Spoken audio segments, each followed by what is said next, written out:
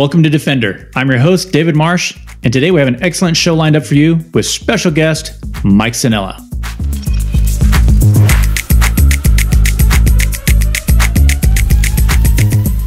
All right, Defender would like to welcome Mike Sannella to the show. Mike has been branch manager at Securitas, area VP for LPL Financial, board member at Valecitos Water District, and is currently the security manager for General Atomics and a city council member for the city of San Marcos. Welcome to the show, Mike. Hey, David. Thanks for having me. Appreciate it. We've known each other for quite a long time, about 12 years. And I thought it would be kind of interesting to sort of kind of hit the backstory of how you and I met. It was like a typical, vendor customer kind of, meeting, opportunity to get to know each other, opportunity to get to know what your products could do and what value they could bring to our security program. And I can't believe it's been 12 years. That's just remarkable. But I thought it was a very productive meeting that we had. And what I really liked about it is you came across not just as someone who was knowledgeable about what you were talking about, but you also were very genuine as a person. And I think that's why 12 years later, we're still friends. And over those 12 years, while we weren't always doing business together, we stayed connected and we would meet up every once in a while. And I don't, honestly, as an end user, I don't do that with a lot of my vendors. So I think that speaks volumes about, again, everything that you were bringing to the table that day, but also you as a person. I appreciate that. I think it's a neat story of just how, you go into an environment, and I think you guys were pretty far down the road of looking at a video surveillance technology. And you know how, especially at that point, because IP was fairly new, where you have new technology coming in, and then you sort of have these promises from various vendors, and they were not really talking too much about the compression and how that was going to affect your network. And of course, now you're kind of relying on your IT department for that. Yeah. And so I think that was sort of the reveal was, well, this is what the impact's going to be over here versus, getting this and getting panoramics and all the rest of the video surveillance side. So that was a great start for sure for the relationship. And I appreciate that. You probably remember, but we were having bandwidth issues already. And so bringing on the wrong product would have just compounded that issue. And I really appreciated the transparency that you brought to that discussion. And even to the point where maybe it wasn't beneficial to you to do so, but you still did that because you were looking at it from a long-term standpoint. So really, really thank you for that. No, absolutely. And like you said, here we are 12 years later. So I guess that shows you that doing something for the long term for your customer is just really important. And I wish more people did that, because I think, in the long term of things, that's what really matters, because people move around and people change quite often, as you know, in this industry. So that's an important thing. So I wanted to kind of get your backstory. I mean, I kind of ran through, your bio, where you came from, but what kind of got you interested in the security industry? It's always a little bit different every time I talk to somebody about that. Yeah, my security story is probably not as unique as you might think it is, but it's not really exciting. So I started off way back when I was going through college. I was a security officer for a technology company here in San Diego, in Rancho Bernardo, and had zero interest in actually doing anything in security. I was studying to be either wanted to be a high school civics teacher or a U.S. history teacher in high school. But as I spent a couple years at this company, learning their program, getting to know the people, and then they've of course got to know me. Right before I was about ready to graduate, they said, "Hey, we know that you're going in one direction, but if you'd like to stay, we'd like to give you a promotion and have you stay with us." And at the time, it was it was a place that I was comfortable with. I was learning a lot. I was being challenged, and the money was better, because in California, teachers just, especially back then, didn't make a lot of money. So having just about ready to get out of college, I accepted the position, and I've been doing that. I've been in the security / enterprise risk world for my entire career now. So it's been 25 plus years. And it hasn't always been security. I've done business continuity and some other principles within this the risk world, if you will. But yeah, it's been a great journey, and it's all I know now, so I'm stuck in here. Yeah, I mean, it's just funny how you sort of get in this world, and then like you were saying, there's just a lot of different kind of subsets of that. There is, and the principles of what we do can be applied across every industry, right? And over the course of my career, I've been in, started off in working at that technology company. I've been, involved with biotech companies. I've been involved with, financial services companies. I've been involved with the defense industry. And it's really the regulations around what kind of governs some of the things that you have to do from a security standpoint might be different. It might be different agencies that you have to comply with. In defense, it's DOD. Energy, it's DOE. In financial services, it's FINRA, and in biotech, it's FDA. But the concepts of what they're looking for from an access control standpoint, from your insider threat management programs, all those things, your business continuity principles and redundancies within what you're doing to be able to continue to safeguard whatever it is that your company's working on. They remain the same. You might tweak them a little bit, but they don't differ too much from industry to industry. Yeah, and then of course, in security, you're touching every single department within those companies too. That's true. Yeah, I mean, ultimately, if you have a really healthy security program, especially on the physical security side, your goal is to try to create a culture of security and safety, and you want all of your employees, 100% of your employees, to be security minded, especially when you're in certain industries, like when in defense, for example. I think it's pretty much kind of common sense that what defense companies do requires all the employees to be engaged. Sometimes they'll have to have different levels of clearances, so they're already going through a little bit more scrutiny just to be employed there. And so you want to build that culture, but you have responsibility for emergency response. So every employee needs to know who to call, how do I escalate an incident, and that's just the starting point. And so it's you touch everybody. I mean, most places that I've worked at, the security team was part of the new hire orientation presentation, right? And so we would get up there and touch the employees from day one. Yeah, that sets the whole tone. So, in terms of what we've seen over the last decade, I mean, you've been in the industry for a long time. First it was really this convergence with IP, and where do you see it going now? There's just so much new sort of innovation happening at sort of a breakneck speed. What's hit your radar?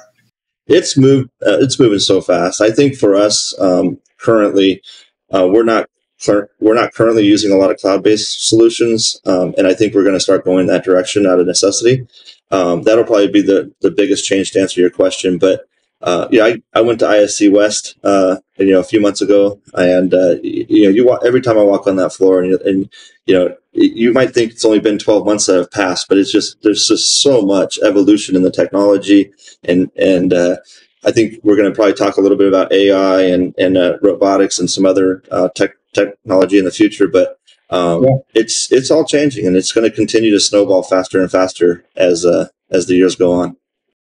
Yeah, I can't believe how much it's changed just in the last 10, and now it's like you said, we're speeding up as AI, robotics, things like that are started entering into the mainstream. Where that was pretty fringe maybe 5 years ago. Drones was just sort of getting into the mix maybe in 2015. But I was going to ask you, you've been on both sides of the equation as a system integrator. What's one of those things that you look for in a good system integrator? What makes a good system integrator when you're working with one? What's interesting? This may be a surprising answer. I'm not sure, but for me, as I was younger in my career, I was you're more in the weeds, right? And you're a little bit more hands-on. You're more involved with the installation, the project management, all of that from a day-to-day standpoint. As I continue to advance in my career, you're less involved with those day-to-day things. And so what I really look for with an integrator, and what I've had a lot of success with the 2 or 3 key integrators that we use on a fairly regular basis, is that I want to be able just to say, I need a camera over there, or I need a card reader over there. I don't, there was a time when I would put together an entire, scope of work, and and have all these details in there. I don't have time to do that, currently. And fortunately, I have people on my team now that can do that for me, which helps. But at the end of the day, it's so much more efficient for me to be able to have a good relationship with an integrator, just to be able to say, I need a solution over here, and then they'll build a proposal around that. And of course, you want to compete that to make sure that you're protected from a fairness standpoint and everything, and the company's protected. Sure. But at the end of the day, to be able to rely and trust on an integrator to be able to give you accurate information without having to ask a lot of questions. And what I've also found is the more you work with the same integrator, that they become a lot more knowledgeable of your systems that you have in place. And so they have less questions, which is also nice, and that helps that efficiency. And that's really what I look for. And I know that doesn't really sound like anything too exciting, like you might have been expecting something different, but it's really just having that trust with an integrator to know that I'm going to get the right solution at the right price, and not really have to spend a lot of my own personal time, explaining what needs to be done. Yeah, you want to hand that over and know that it's going to be executed well. And like you were saying, like camera placement's a great example, where they're not pointing it in the wrong area or positioning it wrong. You just know that they know their job. They're going to put it in exactly where you would have put it. And so the more you work with folks like that, yeah, it's just a lot easier for sure. Definitely. What's the hardest thing about researching new solutions that you find? You mentioned ISC West, and of course, it's just massive, right? There's really no way to see everything. So most of the time, research comes down to, getting on the internet, looking at information, and then trying to muscle your way through, the marketing stuff and try to get sort of the answers that you're looking for. What are some of the challenges that you have on that? What's that like typically? Yeah, I mean, I think you hit it on the head, David. It's just that there's so much out there. I mean, if you look up just CCTV cameras, right, and you're going to get, literally hundreds of thousands of different options. And I think that's part of the challenge, but I think the solution to that is building those relationships like you and I have. There's been a few times over that 12 years where we just got together and you had a new product, a new solution that you were working with, and you weren't even trying to sell it to me. You just were trying to educate me about it and let me know what it was all about. And that's helpful. And I think as a security leader, you have to invest that time to go to those conferences, to know what the latest technologies are, to build those relationships with the key people so you can sit down with them in a conference room and actually, touch the solution and have, ask questions about it and have a deeper conversation about it. You're right. I mean, the big challenge of just getting onto Google and, searching for stuff, there's just so much garbage out there, to be honest, so much noise that's not really helpful to that search. And so, investing the time to actually meet face to face with the right people and go to the conferences and learn and educate yourself on those types of things is just so critical. Yeah, and then there's everyone's environment's a little bit different, and so you have to think about how's this going to integrate into my environment. Yep. So you sort of get these hypotheticals with a lot of the vendors at first, and you're like, well, what does that look like, and what's the behind the scenes kind of cost of whether it's infrastructure or anything like that you have to think about to actually implement that and get the results. So those big decisions for you guys as well? Yeah, they are. It's a combination of making sure that whatever we're considering, it's compatible, and you're always going to have all the back end costs that you have to take into consideration if you have to change anything. The other, I think, kind of challenging part of not necessarily doing the research, but making kind of a buying decision is you want to build a program that it's risk based, and there's a lot of really super cool technology out there. And as a kind of a person that's been in security forever, I would love to have all these great gadgets and the latest of everything. And but to be mindful of the corporate dollars that we're responsible for, you try to build the right security program to meet the risks that you're trying to mitigate or manage, and in doing so, sometimes you don't get the greatest technology that's out there because you probably really don't need it. It's more of a want to have versus a need to have, and so that's always a bit of a juggling exercise for us as well.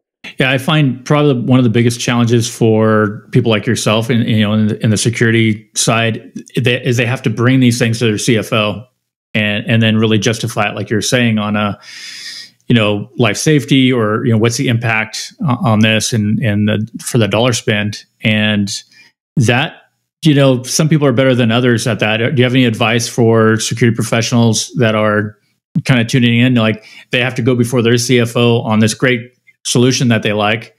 What's your advice to them? Yeah, I think it's all about relationships, right? So try to the best that you're able to try to build a relationship ahead of time with your CFO, so it's a little easier conversation to have.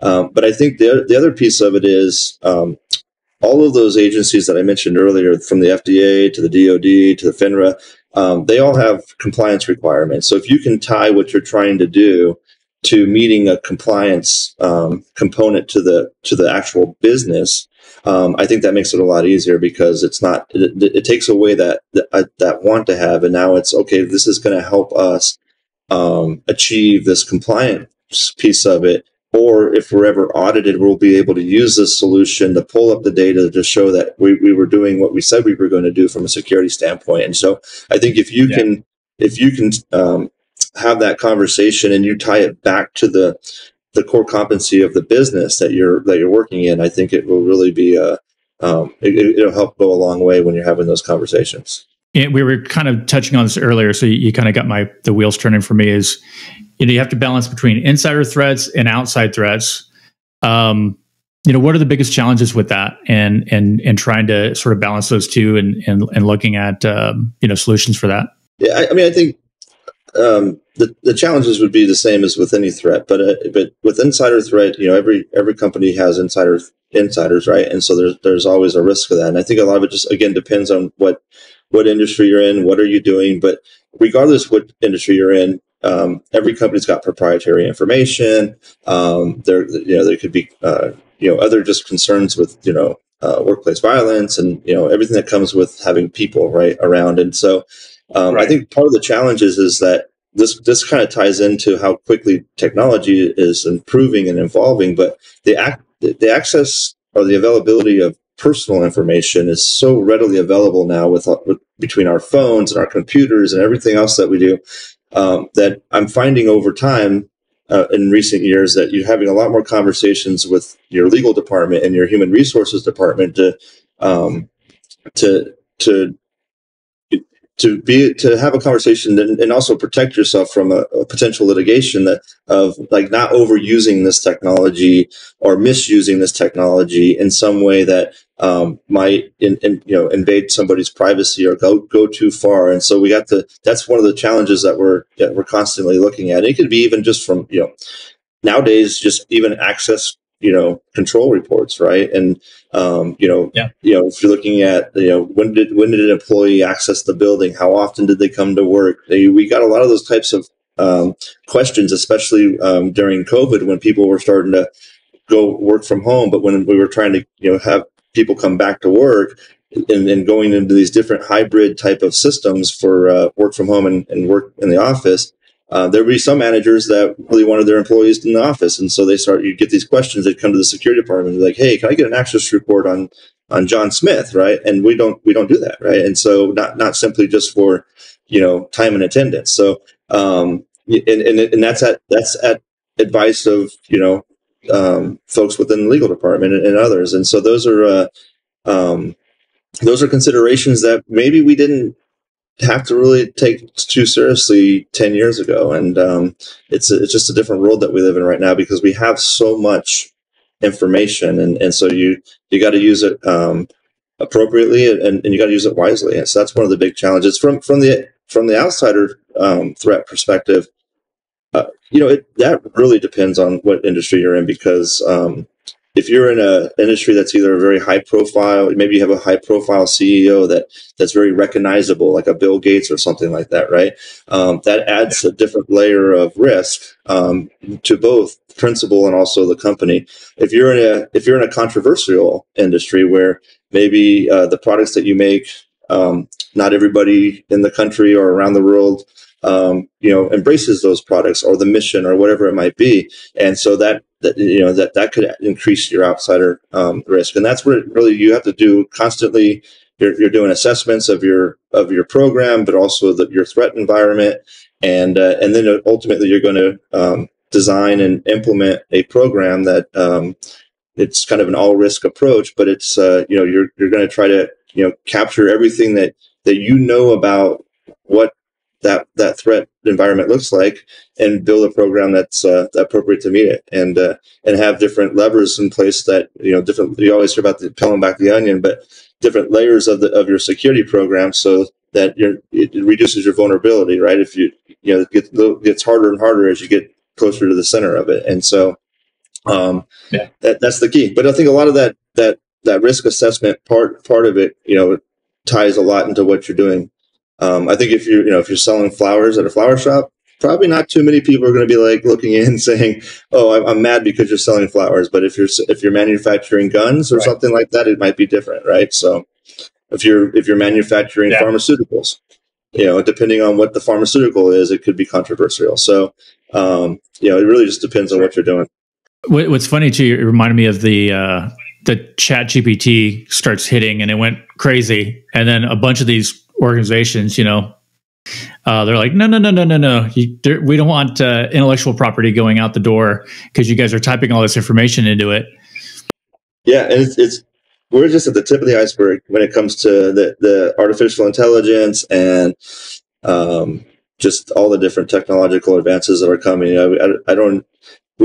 I personally believe we don't even know what we don't know yet. So it's coming for sure.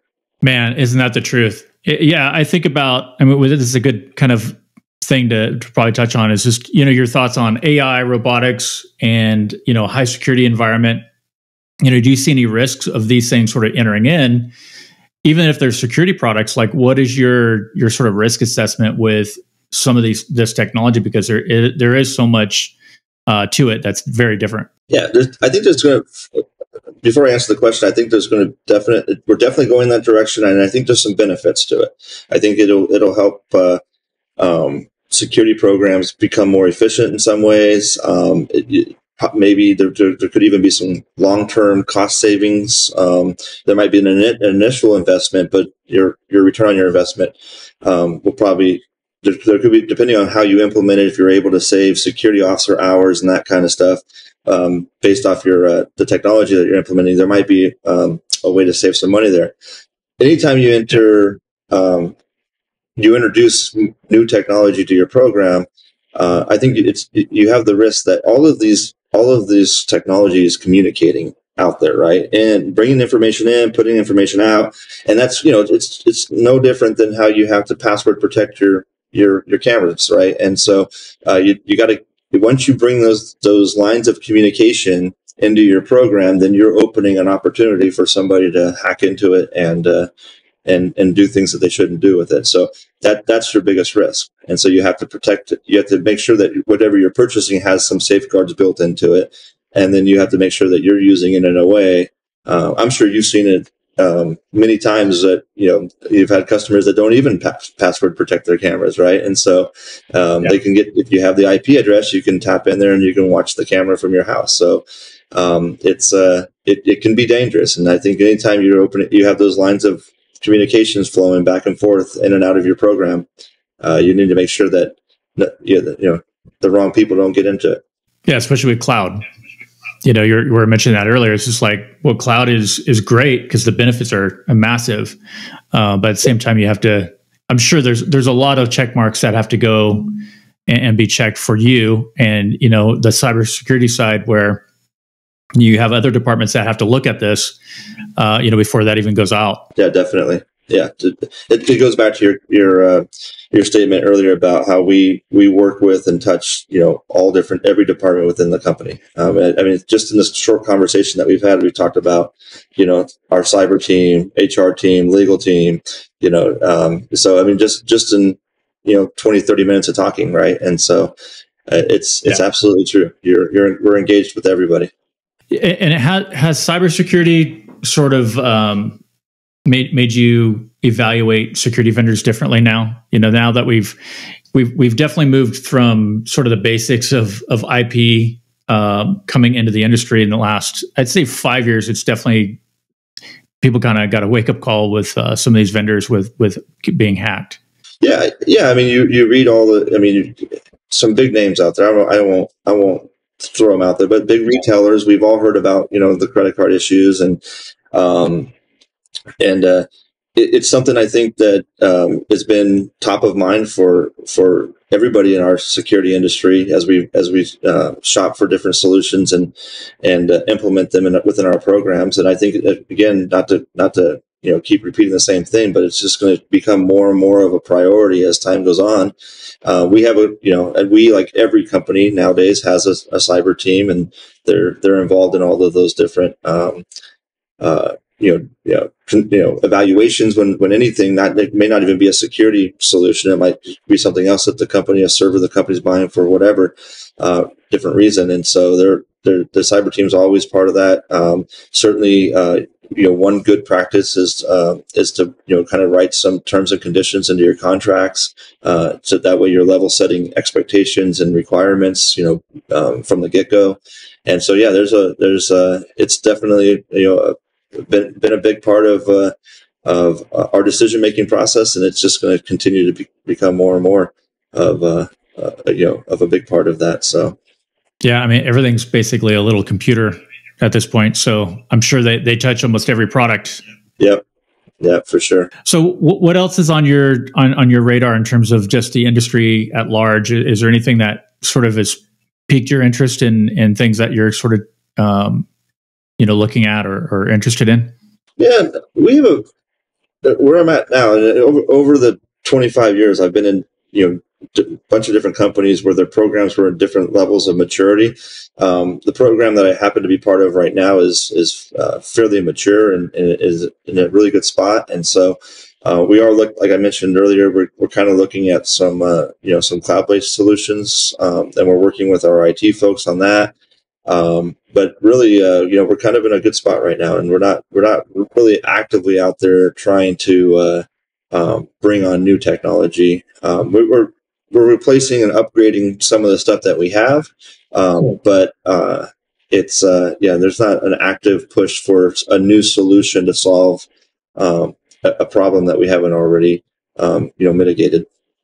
Nice. Well, I think that there's a lot of new things coming in. Like I was saying, robotics is pretty interesting, just in terms of augmenting guards and things of that nature. So that you look at the stuff from Boston Dynamics, it's pretty interesting, especially if it's autonomous. And then there's some other solutions that are out there. So those are another tool, right, in the toolbox to hopefully integrate. And that's really the big key, though, is these things that really have to integrate with what you already have to make it actually a solution that fits into that layer. Like you were talking about it, it's a layered security solution. You're trying to have all these components to complete a solution.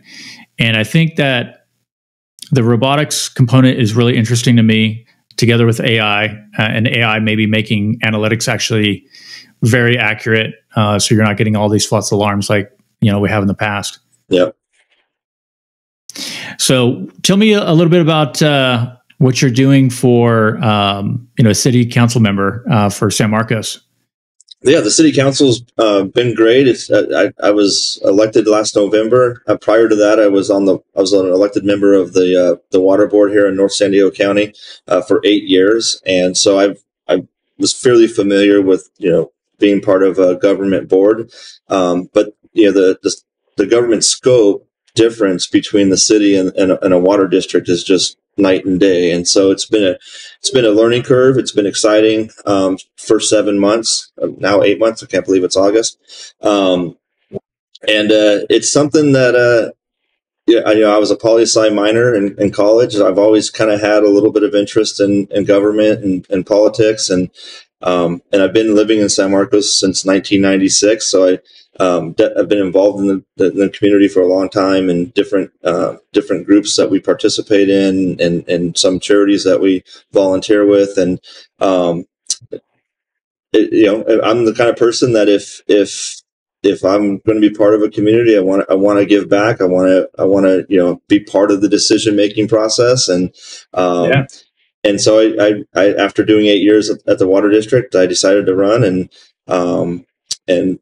won. And now we're just, again, we're kind of I'm in that the bit of that honeymoon phase where everything's still pretty good. And I'm very fortunate that the council members and all of our staff down at the city. San Marcos is a beautiful city, right? And so there wasn't, people ask like, well, why, what really drove you to do this? And usually people run for office because they're upset about something that, either a law or something that's going on in their community. That really kind of it's usually a negative thing that motivates them to get involved and do something like this. And for me, it really wasn't that. It was more of, let's keep the good times going. I always have, a little bit of why I do this is because I want government to work better. And it's that kind of continuous improvement, that corporate background that I have. And I try to apply that, and build that culture at the places that I go to, like either the water district or the city. But San Marcos, we have world-renowned parks and trail system. Our public safety record is great. We kind of go back and forth as being the first or second safest city in San Diego. Either one of those are really good spots to be. So we're the education hub of North County with Cal State San Marcos and Palomar College, and we have a bunch of other smaller educational facilities. And it's a great community, and it's just a good way for me to give back and have a little bit of influence on kind of the direction and the future of the city. And I just really enjoy it. Well, it's grown a lot.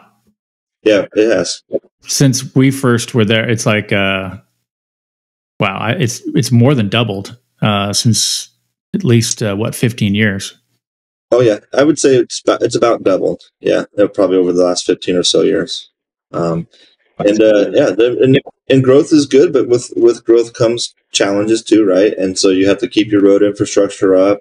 We work very closely with the school district and the water district because it wasn't. I know we had a wet winter this year, so water's kind of off the front page, but it'll be back on the front page in the future. And we do live in a desert, and so you're always managing all those different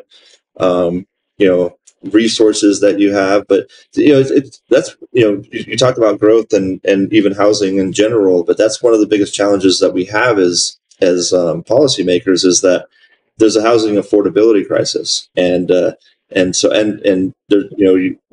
you just look at the markets and you can see that there's not, rents are really high because there's not a lot of homes that are coming up for rent. There's not a lot of new homes being built. So there's a supply issue.